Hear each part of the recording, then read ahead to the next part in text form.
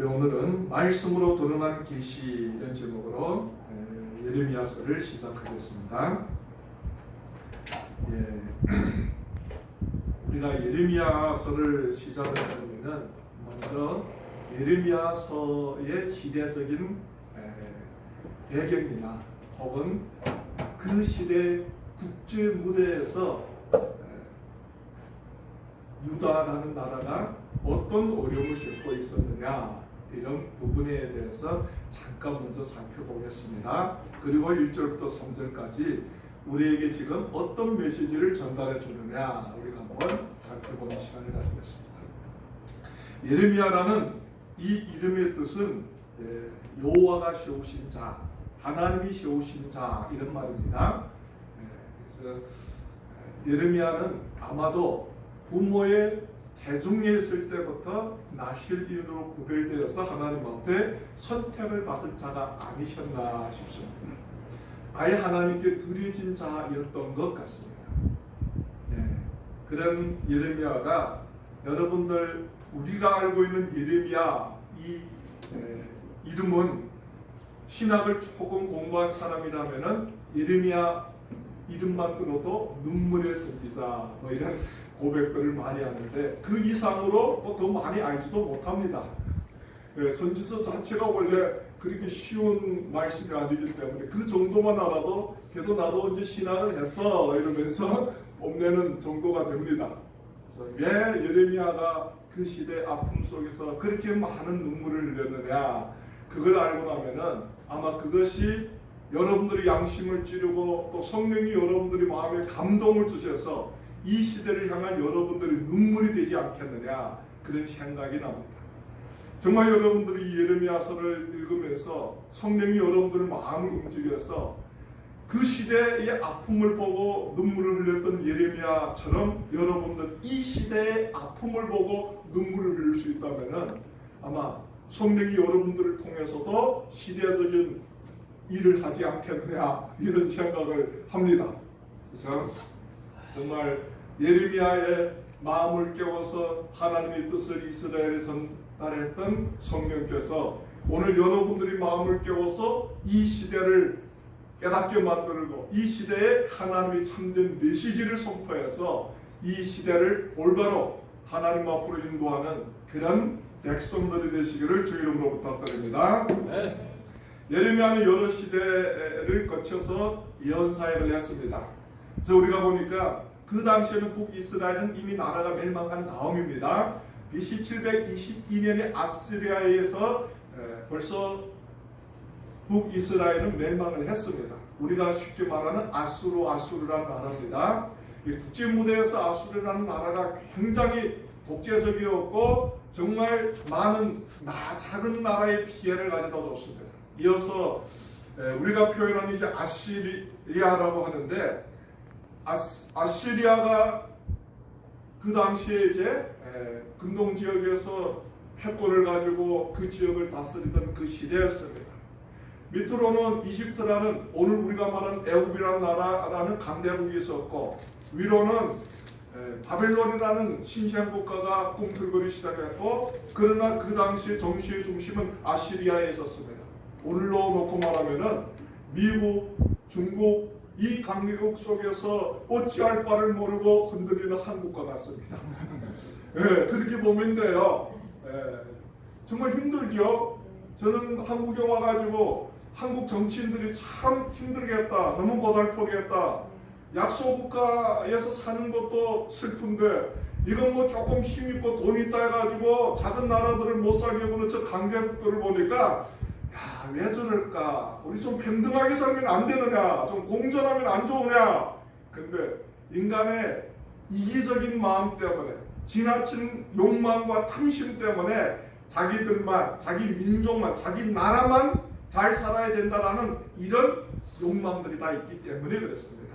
네. 우리도 똑같지 않습니까? 그래도 여러분들 우리가 사는 땅이 더 잘 되기를 원하고 우리 민족이 더 잘 되기를 원하고 그래도 저 어렵지만은 저 북한 땅도 그렇고 한국 땅도 그렇고 이 세계 정상에 올라가기를 원하는 게 우리 마음이 아니겠습니까? 네. 같은 마음이에요 그거는. 그런데 여러분들 강대국 속에 끼어있는 나라로서 정말 어느 나라를 선택하든지 그들에게서는 다 재앙이었습니다. 그래서 여러분도 한국도 요즘은 미국을 선택할 수도 없고 중국을 선택할 수도 없고 우왕좌왕하는데 누구를 선택해야 됩니까? 하나님을 선택해야 되는데 하나님은 또 선택을 안 합니다. 저번에 오늘 뉴스를 보니까 뭐 국회의원들을 뭐 돌로 깎은 우상에게 가서 무슨 절하고 뭐 이런 것도 나오고 그러는데 야, 이 나라가 위기구나. 정말 기독교인들이 깨어서 하나님 의지하지 않으면은 하나님의 은혜가 이 나라를 떠나면은 이 나라는 끝이 나겠구나. 이런 위기감이 오더랍니다. 예. 그래서 정말 국제 정치가 오늘이나 그때나 다 비슷한 어떤 시대적인 상황에서 하나님이 예레미야를 들어서 쓰셨다는 겁니다. 그러면 그 당시에는 북이스라엘을 멸망했고 남유다 왕국만 존재했습니다. 그런데 유대인들이 신앙에 있어서 두 가지 절대적인 신앙이 있었습니다. 뭐냐? 다윗 왕조는 망하지 않는다는 신앙과 두 번째는 시온산은 허물어지지 않는다. 예루살렘은 허물어지지 않는다는 겁니다. 예루살렘은 어떤 곳입니까? 하나님의 집입니다. 하나님이 거하시는 예루살렘이 허물어진다면 이건 있을 수 없는 일입니다. 이것이 시온주의 사상이라고 그러는데 유대인들이 가지고 있는 절대적인 사상입니다. 첫 번째로는 다윗 왕가는 허물어지지 않는다는 거. 왜? 하나님이 약속을 했지 않습니까? 다윗의 왕가는 이어져 간다 그랬잖아요. 하나님이 다윗 왕조하고 약속을 했기 때문에 다윗 왕가는 패망하지 않을 것이라고 했습니다. 근데 결국에는 어떻습니까? 다윗 왕조가 허물어집니다. 시온주의 사상도 허물어집니다. 결국에는 이스라엘 백성들이 모든 것을 잃어버리고 400년의 암흑기를 걸쳐서 예수님의 시대를 받아들이게 되는 겁니다. 그러면 여러분도 오늘 남유다 왕국이 어떤 시대였느냐? 요시야 왕 때였는데 요시야 왕 때는 이스라엘 백성들이 가장 부강할 때였습니다. 예, 요시야 왕은 유대인으로서는 모든 사람들이 다윗처럼 존경하는 왕이었습니다. 8살에 즉위를 해가지고 39살에 세상을 떠납니다. 31년이라는 이 정치 생애에서 요시야가 해왔던 일은 뭐냐? 요시야가 해왔던 일은 종교개혁이었습니다. 예, 산당으로 뭐가 아세라 목상을 찍어 불에 태우고 우리가 여호와께로 돌아가자. 이게 요시야가 했던 일입니다. 우리가 여호와께로 돌아가야만이 우리에게는 살 길이 있다라고 고백을 했던 게 요시야의 종교개혁이었던 겁니다. 그래서 이스라엘 백성들은 요시야를 아주 존경했습니다. 종교개혁의 대표적인 인물이 요시야였던 겁니다. 그랬던 요시야 왕이 무기토 전쟁에 나가가지고 죽임을 당합니다. 이건 정말 그 시대를 살아가는 사람에게 있어서는 얼마나 비통한 일인지 모릅니다. 하나님이 다윗 왕조를 영원히 지켜준다고 했는데 저렇게 종교개혁에 앞장섰던 저 위대한 지도자가 죽임을 당하는 모습을, 그것도 할례받지 못한 민족들에게 죽임을 당한 모습을 보고 이스라엘 백성들이 얼마나 애통을 했는지 모릅니다. 근데 왜 죽었느냐? 이제 그 당시에 국제행세가 큰 변화가 일어나가지고 바벨론이 새롭게 부각하기 시작했습니다. 원래는 아시리아의 중심으로 그 군동세계가 패권이 만들어져 있었는데 아시리아가 점점 힘이 약해지고 바벨론이 일어나기 시작하고 이집트가 일어나기 시작했습니다. 오늘 말하면 애굽이죠. 그래서 바벨론하고 이제 아스리아가 싸움을 했는데 서로 누가 이기지는 못했지만 아스리아가 점점 국세가 약해지기 시작할 때에 이집트가 아스르의 패산병들과 연합을 해가지고 바벨론하고 전쟁을 일으키려고 하다가 이집트의 그 당시에 바로 누가가 군대를 거느리고 올라오는데 그 길목이 어딥니까? 유다인 겁니다. 남유다인 거예요. 군대를 이끌고 이집트에서 지금 올라오는데 누가? 요시야가 이집트의 왕 바로 누구의 길을 가로막는 거예요. 몰라요. 왜? 아시리아에 의해서 너무 침통한 고통을 받았기 때문에 여러분들 잘 알다시피 북이스라엘이 아수르에서 멸망하지 않습니까? 근데 북이스라엘의 수도가 사마리아였습니다. 예수님의 시대에는 경건한 유대인들은 사마리아 땅으로 지나가지도 않았습니다. 왜? 그 당시에 아수르가 북이스라엘을 침략을 한 다음에 북이스라엘의 수도였던 사마리아를 혼의 일이 사는 곳으로 만드는 겁니다. 완전히 그냥 다른 지방에 있는 남자들과 혹은 여자들하고 잡혼을 시켜가지고 사마리아 땅을 더럽게 만드는 겁니다. 그래서 이스라엘 백성들에게 있어서 얼마나 이 마음속에 피맺힌 한이 있는지 모릅니다.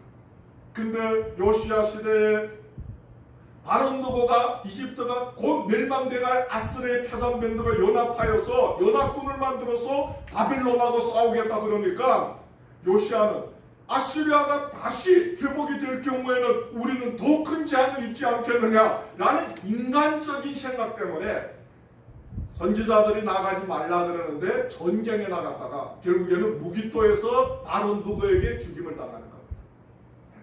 목이 베이는 겁니다. 불행하죠. 그리고 바론누고가 군대를 돌려가지고 예루살렘을 공격해옵니다. 그때 요시아가 죽고 나서 요시아의 아들이 여호아하스가 왕위에 오르는데 결국에는 전쟁에서 패해가지고 여호아하스는 바론누고에게 끌려와서 인질로 이집트로 가고 바론누고가 여호야김을 왕으로 세우는 겁니다. 여호아하스의 형님이었던 여호야김이 왕으로 시험을 받는 겁니다.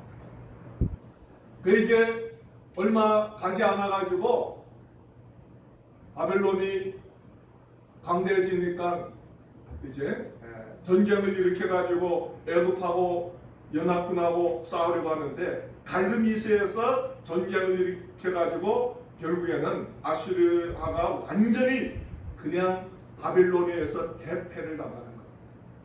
그래서 바벨론이 여호야김을 인질로 잡아가고 그의 아들이었던 여호야긴이 그 위에 올라가는데 여호야긴은 죽고 여호야긴 아들이 지휘를 했는데 여호야긴이 잡혀가고 그의 삼촌이었던 시드기야가 왕위에 올라가는 거예요. 그게 대략 598년경에 일어났던 사건입니다. 여러분도 우리가 잘 알다시피 유다 왕국은 BC 586년에 망합니다. 그래서 598년에 시드기야가 올라가는데 바벨론이 세운 곡두각시였지만은 바벨론이 601년에 군대를 거느리고 598년에 군대를 거느리고 이집트하고 싸움을 하는데 전쟁에 승부가 나지 않아서 바벨론 군대들이 다시 올라올 때 가나안에 있는 군소 나라들이 야 이젠 이집트가 패권을 잡는가 보다라고 이집트에 붙었다가 왕창 바벨론에 의해서 침략을 받는 겁니다. 그래서 결국에는 시드기야가 잡혀와가지고 여러분들 눈을 뜨고서 자기의 자녀들이 다 죽임을 당하고 그 모습을 보고 마지막으로 바벨론 왕이 군대를 시켜서 시드기야의 눈을 뽑아버립니다. 그래서 이 세상에 가장 불행한 인생을 살았던 사람이 시드기야라 그럽니다. 왜? 그가 제일 마지막 이 세상을 볼 수 있는 눈을 가지고 있을 때 제일 마지막 본 장면이 자기 자녀들이 죽임을 당한 모습을 보고 눈을 뽑아버렸으니까 그 생각 속에 남아있는 것이 뭡니까? 자식들이 죽는 모습이 마지막 장면이었던 겁니다. 그러니까 시드기야가 얼마나 불쌍하겠습니까? 인질로 잡혀가가지고 진짜 개처럼 눈도 없이 끌려와 다니다 결국엔 죽임을 당하는 거예요. 그렇게 이제 유다 왕국이 몰락하는 거예요. 그게 이제 그 당시 이 모든 과정들을 지켜봤던 예레미야가 얼마나 가슴 아팠겠습니까? 그렇지 않습니까? 여러분도 거짓 선지자들이 나와가지고 하는 소리가 뭔지 알아요? 괜찮다. 또한 이때가 지나가리라. 뭐 그 소리를 이 코로나가 시작하면서 많이들 하더라고요. 또한 이때가 지나가리라. 뭐 인터넷 올라가 보니까 그걸 올린 사람들이 참 많던데 언제 지나갑니까? 언제 지나갑니까? 주님만 합니다. 주님만. 우리는 몰라요. 뭐 그때가 지나가가지고 이 세상이 또 여러분들이 살아왔던 삶의 모습으로 돌아가지는 않습니다. 정말 여러분들이 이제 모든 것을 바꾸지 않고 생각의 구조를 고치지 않으면은 이 현실 속에서 살아간다는 게 이제는 거진 불가능한 시대가 되어버렸습니다. 그래서 이때는 지나가리라. 또한 지나가리라. 그 말씀이 언제 시작된지 아시죠? 유대인들이 독일에서 침공을 받았을 때 포로 수용소에 잡혀가 가지고 정말 그 어마어마한 고통과 괴로움 속에서 늘상 그 안에서 이 전달되었던 말이 또한 이때가 지나가리라. 그게 그때 이제 유행했던 말입니다.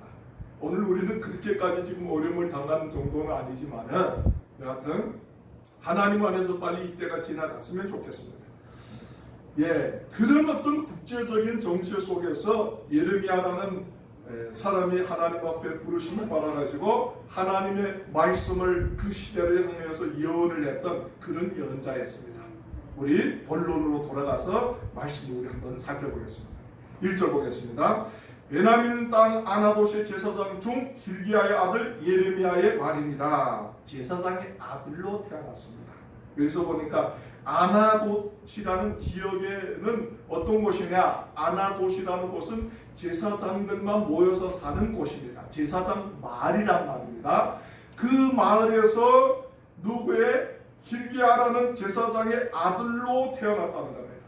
그런데 여러분들 요즘에 한국의 신학교가 참 많지요. 신앙생활을 잘하다가 목사님의 추천을 통해서 혹은 또 많은 믿음의 선배들의 추천을 통해서 결단을 하고 신학교를 갑니다. 다 부르심이 소명이 있어서 신학교를 간다 그러는데 사실상 신학교 4년 다니고 하나님의 종으로 우리가 말하는 전직 사역적 일하는 프로수는 절반이 안 됩니다. 요즘에는 신학교 나와가지고 전직 사역적으로 일하는 비율이 한 30-40%밖에 안 됩니다. 제가 신학을 다니던 그 시대만 해도 신학을 나와가지고 그때는 정말 사역자들이 없지 않습니까? 한 25년 전 그때만 해도 얼마나 사역자들 없는 시대입니까? 그때는 이제 대다수가 그래도 전직 사역자로서 하나님 앞에 일했는데 그때의 프로수도 60%밖에 안 됐습니다. 하물며 오늘 이 시대에 여러분들 신학교를 나와도 자기 스스로 개척하기에는 너무 어려운 시대고 또 교회 가가지고 사역자로 봉사를 하려고 하니까 받아주는 교회가 없는 그런 어려운 시대를 살아가는데 부르심에 대한 분명한 확신과 소명이 없으면은 끝까지 주님의 일을 위해서 살아간다는 게 거짓말입니다. 우리 다음 주에 소명에 대해서 우리가 이제 살펴보겠는데 소명이라는 게 뭐냐? 이제 다음 주 보겠습니다. 그런데 그 당시에 여러분들 제사장들은 어떻게 했느냐? 요즘에도 신학교에서 목회자로서의 공부를 시키잖아요. 근데 그 당시에 제사장 자녀로 태어나면 어릴 때부터 정말 이 성전을 위해서 봉사하고 예식을 위해서 어떻게 일을 해야 되는지를 아주 철저하게 훈련을 받았습니다.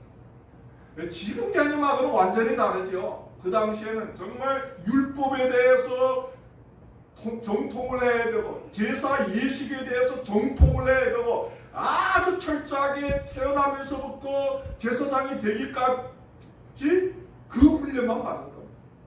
왜냐하면 레위인들은 특별하게 성전 봉사를 위해서 구별된 제사장들이기 때문에 그들은 제사장의 아들로 태어나면은 당연히 제사장이 되는 겁니다. 그들이 원해서 하는 것도 아니고 그들이 관계없어요. 일단 제사장의 가문에서 태어났으면 어쩔 수 없이 제사장으로 사는 게 운명이었습니다. 하나님이 이스라엘하고 약속했지 않습니까? 아론의 후예로 태어난 자들은 뭡니까? 대제사장으로 임명이 되는 거예요. 그 여러분들 예레미야는 어떤 사람이냐? 어릴 때부터 아주 엄격한 제사장의 훈련을 받았던 사람이었다는 겁니다. 그런데 여러분들 그 아나돗이라는 곳에서 생활을 했던 그들에게는 아픔이 하나 있었습니다. 무슨 아픔이 있었느냐? 여러분들 인생을 살아가다가 여러분들이 인생에 잊혀지지 못할 어떤 어려움을 겪고 나면 그게 시시때때 여러분들에게 그림자처럼 영향을 가져다 줍니다. 긍정적인 영향을 가져다 줄 수도 있고 부정적인 영향을 가져다 줄 수도 있습니다. 여러분들에게 굉장히 상처를 준 사건이었다면 평생 동안 그 그림이 여러분들의 인생 벗어 못 납니다.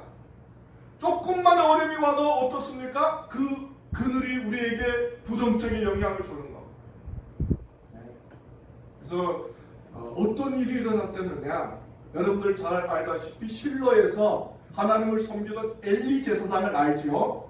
엘리는 정말 하나님 앞에 세우심을 받아서 그 시대에 이스라엘의 제사장으로서 실로에서 하나님께 봉사하던 자였는데, 엘리에게 가장 큰 문제는 엘리 자신이 하나님 앞에 충성을 하지 않는 게 아니라 두 자녀가 하나님 앞에 불의하게 행했다는 겁니다. 그래서 하나님이 어찌합니까? 서서 그들의 생명을 거둬가는 겁니다. 그게 여러분들 이 제사장 가문에 있어서는 얼마나 침통한 아픔인지 모릅니다.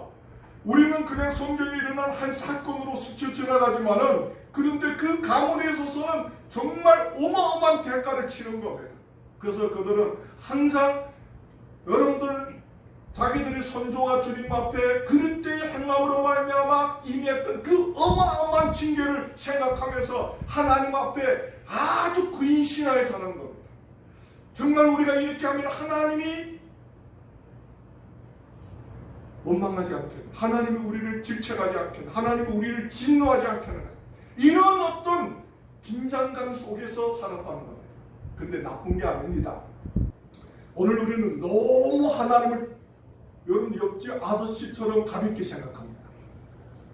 자기가 여러분들 원하는 대로 욕질을 해야 되고 원하는 대로, 오늘 시대에서 이 문화가 그럽니까?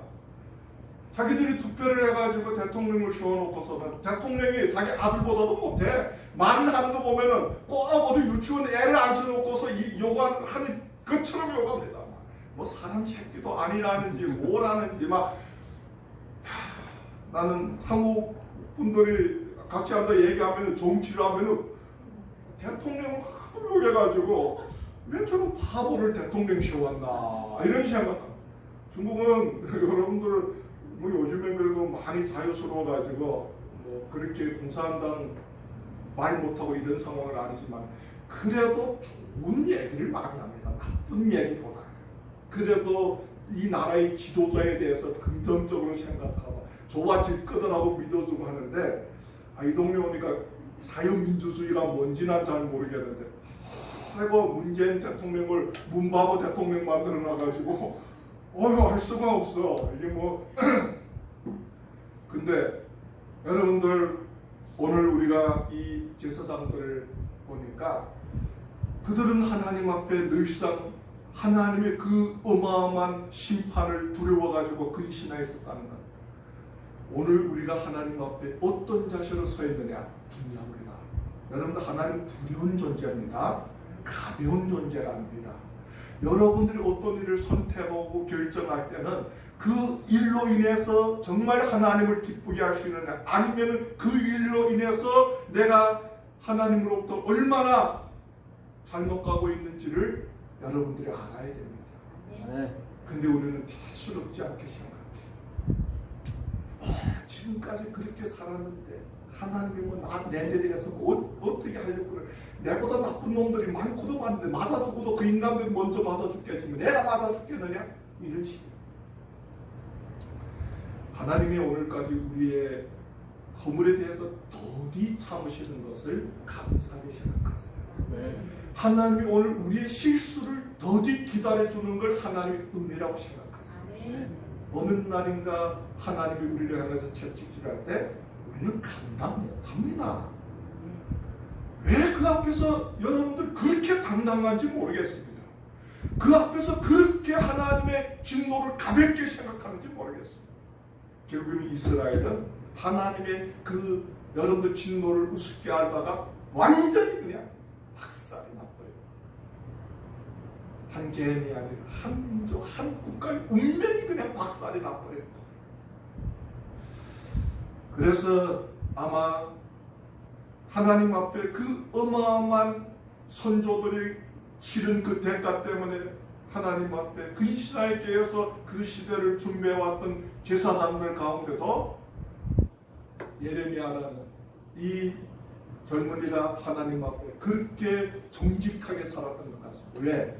그 이후로 예레미야가 했던 사역을 보면은 예레미야는 정말 우왕좌왕하는 사람이 아닙니다. 하나 그러면 그 하나밖에 모르고 죽도록 그 하나를 위해서 사는 사람입니다.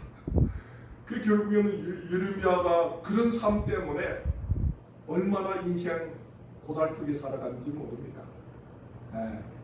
오로지 하나님만 바라보며 살았던 사람이었습니다. 그래서 하나님이 예레미야를 선택한 것 같아요. 여러분들 모르겠어요. 현실적인 위기 앞에서 여러분들 이 위기를 어떻게 피해가는지는 모르겠지만 하나님 앞에 정직하게 샀어요. 하나님 앞에 올바로 서 있었어요. 그래야 위기의 때가 와도 피할 길이 있는 것 같아요. 고린도전서 13, 13절 잘 알죠? 우리가 시험 당할 쯤에 오직 하나님 믿고사 우리가 감당하지 못할 시험을 하나님이 허락하지 아니하시고 우리에게 피할 길을 주셔서 감당하게 하신다고 했습니다. 그게 주님이시잖아요. 근데 우리가 우리 할 짓을 다 하고 어려움이 와서 주님 앞에 나가 주님 도와주옵소서. 그래서 하나님이 도와주는 게 아닙니다. 하나님이 도와주긴 도와주지만 회개하고 돌아올 때 우리의 잘못을 깨닫고 주님 앞에 바로 설 때 그럴 때 주님이 개입하시는 거예요. 2절 보겠습니다. 아몬의 아들 유다 왕 요시야의 다스린 지 13년에 여호와의 말씀이 예레미야에게 임하였고 요 13년 해가 627년입니다. 627년에 하나님의 말씀이 예레미야에게 임했다는 겁니다. 내가 하나님의 일을 하려고 해서 내가 하나님의 일을 하는 게 아니라는 겁니다. 하나님의 말씀이 우리에게 임해야 됩니다. 여러분들 신앙도 그렇고 하나님 앞에 봉사하는 것도 그렇고 하나님 앞에 내 삶을 내려놓고 주의 길을 가는 것도 그렇고 그건 내가 결단하고 내 의지로 가는 게 아닙니다. 하나님의 말씀이 성령을 통하여서 우리를 붙잡고 가지 않으면 우리는 갈 수가 없습니다. 우리는 조금만 어려움이 오고 조금만 내 생각대로 되지 않으면 우리는 포기합니다. 이게 아니다. 이건 할 수 없다. 이게 우리의 본성입니다. 누구나 할 것도 없어요.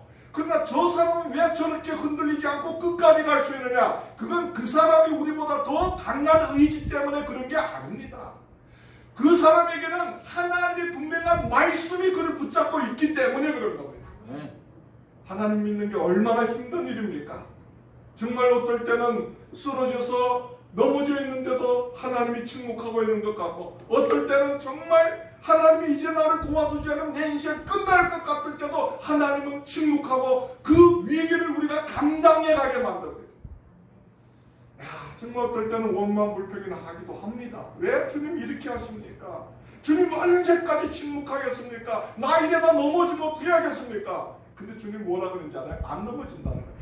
너는 넘어질 수 있지만 내 말씀이 너를 붙잡고 있기 때문에 넘어지려고 해도 못 넘어진다는 거예요.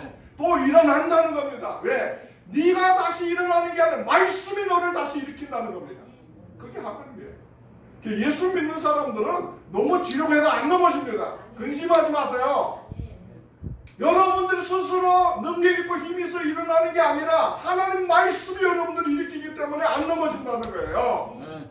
오늘 이 말씀을 보니까 예레미야는 그 시대 그 위기 속에서 자기가 주님의 일을 위해서 나선 게 아닙니다. 우리가 구약 전체를 보세요. 자기들이 주님을 위해서 살겠다고 나서서 일한 사람은 없습니다. 하나님이 그들에게 개입하셔서 내가 너를 내 종으로 쓰겠다는 겁니다. 내가 평생 너를 지켜주겠다는 겁니다. 내가 평생 너와 함께 하겠다는 겁니다. 그게 하나님의 약속입니다. 네가 나를 따르면 내가 별장도 주고 네가 나를 따르면 너희 자녀들이 시집 장가도 잘 가게 만들어줄게. 그런 거 한 적이 없어요. 근데 요즘에 목사들이 왜 그런 것들을 자꾸 조건점 드러내가지고 성도들을 미혹시키는지 모르겠습니다. 여러분들 부하면 좋습니다. 나쁘지 않지요. 근데 축복이라는 건 가난하냐 부에 있는 게 아닙니다. 축복이라는 건 내 삶에 오늘도 주님이 있느냐 없느냐와 관계되는 겁니다. 하나님이 떠나버린 인생 아무리 여러분들 물질적으로 풍요로우면 뭐 하겠습니까? 물론 가난한 것보다 낫겠죠. 그런데 하나님을 떠난 인생 아무리 물질이 많아도 끝은 뻔한 일이지 않습니까? 오늘 이 시대가 충분히 우리에게 보여주지 않았습니까? 근데 뭘 그렇게 그걸 쫓아가겠다고 야단 법석들을 하는지 할 수가 없어요. 여호와의 말씀이 예레미야에게 그럴 때 예레미야는 주님 앞에 뭐라 그럽니까? 주님 난 못 가겠습니다. 그러는 거예요.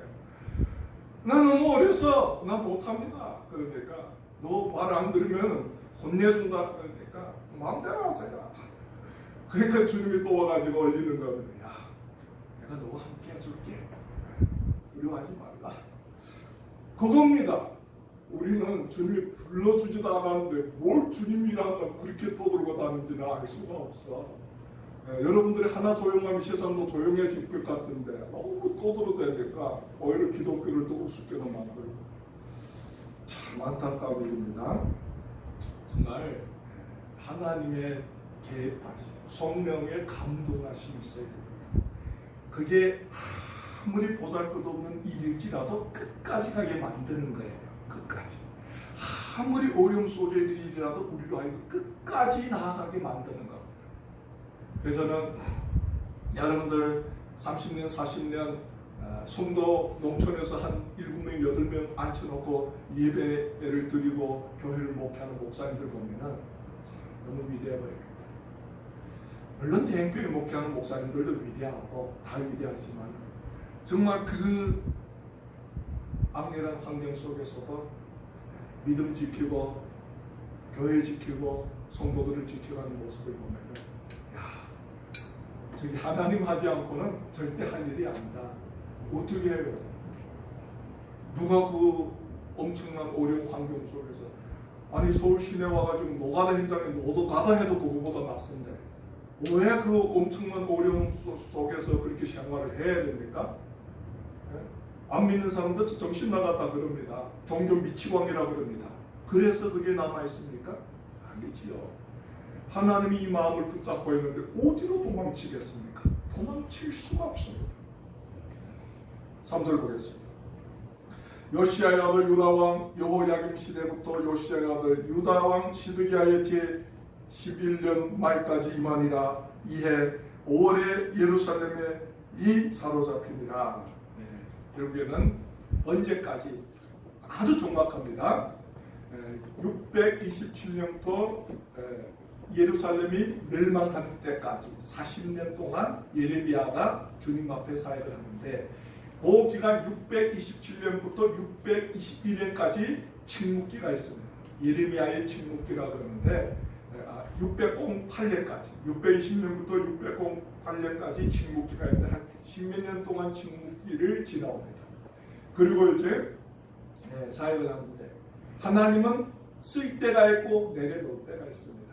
모든 건 다 주님의 손에 있는 겁니다. 영원한 게 없습니다. 하나님이 쓸 때도 겸손해야 되고 하나님이 내려놓을 때도 겸손해야 됩니다. 근데 우리는 우리가 만든 것은 어찌입니까? 내려놓지를 못하는 게 문제예요. 하나님이 쓰겠다 할 때는 하나님 앞에 순종하지 못해서도 문제예요. 또 주님이 내려놓으라 그럴 때는 또 하나님 앞에 순종하지 못해서 문제입니다. 참 문제예요. 그래서 요즘에는 교회 간의 비리가 엄청 많은데 목회를 하다가 하나님이 이 후임자를 세워서 이제는 내려놔라 그러면은 내려놓고 정말 그 다음에 하나님 앞에 새롭게 하나님이 나를 통해서 하고자 하는 일을 하나님 앞에 기도하면서 또 한 걸음 한 걸음 나아가야 되는데 하나님이 이제는 내려놔라 그러는데 주님 나는 못 내려놓겠습니까? 내가 이걸 이렇게 해오느라고 얼마나 고생을 했는데 주님 내가 이걸 정말 만드느라고 내가 얼마나 가정도 돌보지 못하고 자녀도 돌보지 못하고 수고했는데 주님 어떻게 이걸 내려놓겠습니까? 그게 인간입니다. 결국에 그래가지고 교회 깨고 폐가망신하는 목사님들이 얼마나 많은지 몰라요. 사역자들이 얼마나 많은지 모릅니다. 여러분들 때가 되어서 우리를 부르시고 때가 되어서 우리를 내려놓게 하시는 것도 다 주님이 하시는 일인데 내가 여러분들 20년, 30년, 40년 정말 열심히 산 거는 사실이겠지만 내가 그 결과를 만드는 것처럼 착각하면은 결국에는 시험에 들고 결국에는 넘어지게 된다는 겁니다. 하나님은 부르시는 때가 있고 내려놓아야 될 때가 있습니다. 결국 예레미야는 이집트로 잡혀와가지고 망명 생활을 하다가 거기에서 이제 죽었다라고 얘기를 하는데 예레미야는 여러분들 하나님 앞에 선택을 받아서 이 40년이라는 이 기한 속에서 주님 앞에 정말 충성을 하며 살았습니다. 그러나 때가 되어서 하나님이 예레미야가 사역을 내려놓고 이제 이집트라는 그 낯선 곳으로 망명되어 가가지고 그곳에서 인생을 마감하는 그런 모습을 보면서 야, 정말 그 40년 동안 주님 앞에 저렇게 열심히 수고했으면은 하나님이 예레미야를 어떻게 우리가 기대하는 것처럼 어떤 풍요로운 어떤 축복을 주든지 아니면 어떤 높은 위치에 하나님이 올려주시든지 이래야 되는데 없어요. 그냥 40년 동안 고생하면서 살다가 또 내려놓고 조용히 하나님께로 나아가는 그런 삶이었습니다. 우리는 너무 이 자본주의의 개념에 익숙해있다 보니까 투자하면 꼭 결과를 만들어야 됩니다. 투자하면 이익을 봐야 돼요. 또 일전 투자하면 10원을 거둬야 되는 게 자본주의 마인드입니다. 여기에 우리는 다 너무 익숙해했습니다. 아직도 중국에서 오신 분들이 좀 적응을 하지 못하신 분들도 있기는 하지만은 그래도 대개는 10원을 투자해서 1원을 구하는 사람은 없잖아요. 10원을 투자했으면 11원이라도 벌어야 그래도 이윤을 남긴 거기 때문에 이런 개념 속에서 우리가 이 사회를 살아가다 보니까 신앙도 자꾸 그렇게 생각합니다.